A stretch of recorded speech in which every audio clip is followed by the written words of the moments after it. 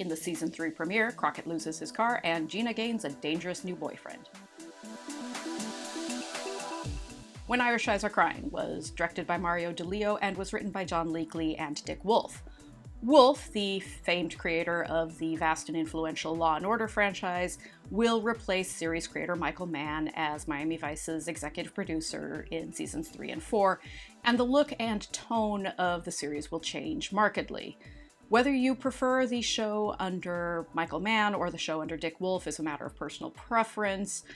I have opinions on the subject, of course, but we will get to those as we go along. It's a brand new season of Miami Vice, and everyone gets a new haircut.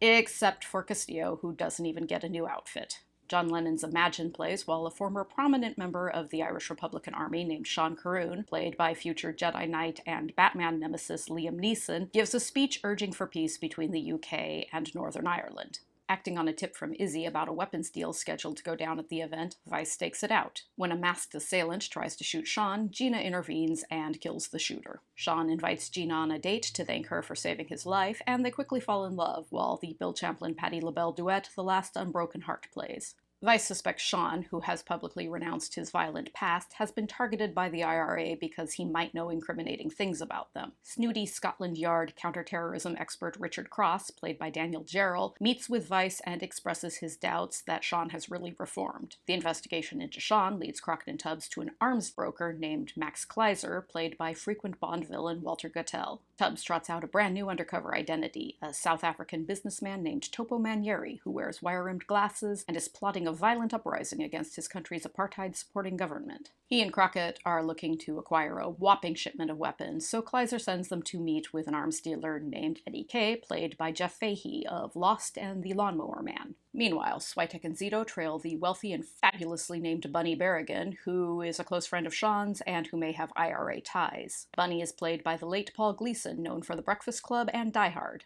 Bunny and Sean arrange to buy a lot of weapons from Kleiser at an inflated price, which means when Crockett and Tubbs show up to finalize their deal with Eddie Kay, he can't completely fill their order because he's given a lot of their weapons to Bunny and Sean. Crockett pitches a hissy fit about this, and while the Pogues' instrumental piece Wildcats of Kilkenny plays, Eddie fires a Stinger missile at Crockett's Ferrari and blows it to pieces. Crockett and Tubbs complain rather emphatically to Kleiser about this kind of behavior, and Kleiser admits he sold some of their weapons to Sean and Bunny. It turns out Bunny and Sean are planning to shoot down the Concorde as it flies to London. Despite the efforts of Cross, the dickish Scotland Yard guy, to sabotage their mission and thus provoke further hostilities between the UK and Northern Ireland, Crockett, Tubbs, and Castillo manage to stop Bunny and Eddie Kay. Sean, however, evades them. They find him on the roof of a parking garage at the airport, ready to shoot down the Concorde with a Stinger missile. After a confrontation, Crockett and Gina are forced to shoot Sean. In seasons past, the episode would have ended right there with a gunshot, freeze frame, roll credits.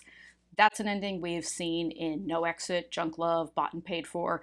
Even Florence, Italy ends with a violent death and a freeze frame. Here's where we see the Dick Wolf influence start to kick in because there's a denouement. The episode continues on for a few seconds so we can confirm that Sean is really dead, and Crockett comforts a heartbroken Gina. One difference between Michael Mann's Miami Vice and Dick Wolf's Miami Vice is that Mann tends to underexplain things while Wolf tends to overexplain them. I was a screenwriting major at USC's film school, and I have no doubt my professors would grade Wolf's episodes higher than Mann's episodes for taking viewers through all the traditional storytelling beats and leading them to a fully resolved ending.